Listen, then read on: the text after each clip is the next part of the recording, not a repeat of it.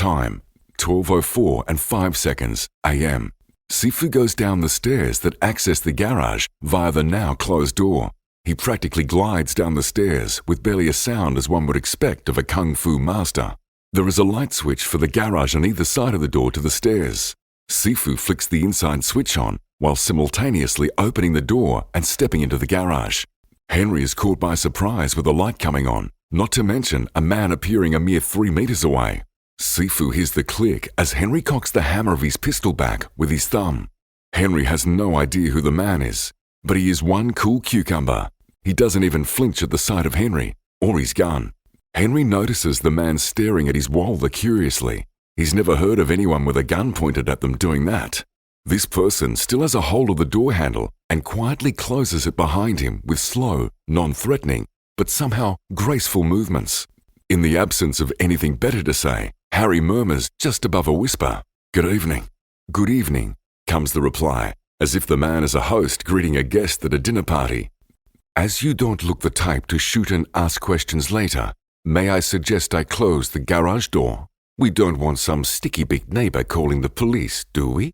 "Fair enough," responds Henry, who also judges it undesirable to have his weapon cocked when a light touch of the trigger will launch a bullet. Henry does a safety decock and eases the hammer forward. He can tell his surprised visitor appreciates the gesture. The trouble is, the open garage door is behind him.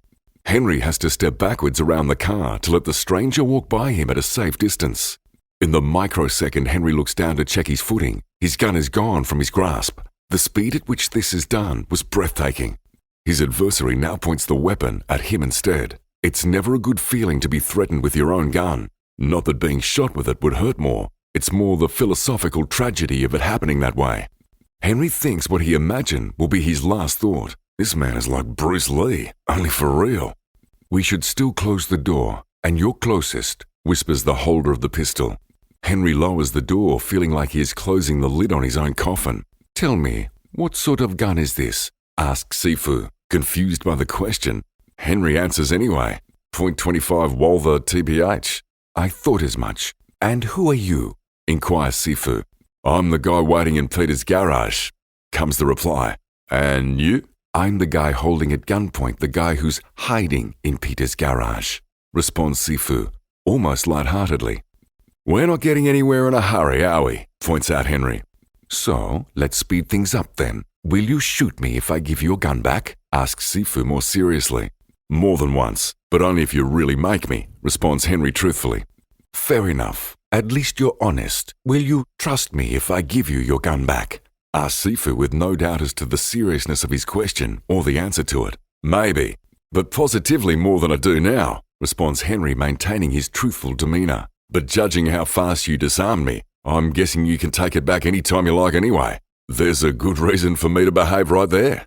"I can work with maybe," replies Sifu with a grin. "By the way, if you won't tell me your name, can I call you Henry?" Sifu reverses the firearm and hands the weapon back to Henry, who was more than slightly confounded by what just happened. "Thanks, Bruce. That's better than what I thought you were going to do to me," he says, noticing a flash of something in the other man's expression at the mention of that name. Henry doesn't want to risk aggravating him, so tries to continue their light mood. "Well, you look more like a Bruce than, say, a Clyde or a James. Just saying, it seems to work."